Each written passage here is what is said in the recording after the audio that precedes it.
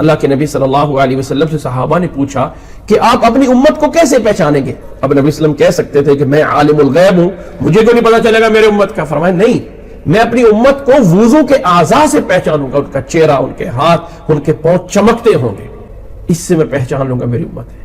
پھر آپ صلی اللہ نے فرمایا کچھ لوگ آئیں گے میری طرف، ان کے اعضاء چمک رہے ہوں گے، سب کچھ ہوگا، ان کو فرشتے آگے سے روک لیں گے، میں کہوں گا آنے دو میری امت ہے، فرشتے کہیں گے انک لا تدری ما احدث بعدک، اے نبی آپ کو نہیں پتا کہ آپ کے بعد یہ آپ کی امت کے لوگ کیا کچھ کرتے رہے۔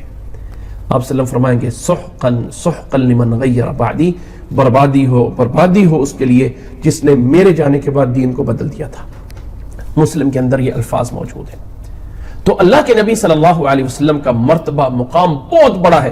اگر کوئی انسان کہہ دے بعض از خدا بزرگ تو ہی قصہ مختصر، اللہ کے بعد اگر کسی کا مقام اور مرتبہ ہے تو وہ محمد صلی اللہ علیہ وسلم کا ہے، لیکن وہ محمد اللہ نہیں ہے۔ آسمان پہ جو احد ہے وہ زمین پہ احمد بن کے اتر گیا، یہ نظریہ رکھنا یہ شرک ہے، چاہے وہ نبی کی ہی تعریف کیوں نہ ہو رہی ہو۔ جتنا اللہ نے بتایا اتنا پتہ ہے، اور جتنا اللہ نے نہیں بتایا اتنا نہیں پتہ ہے۔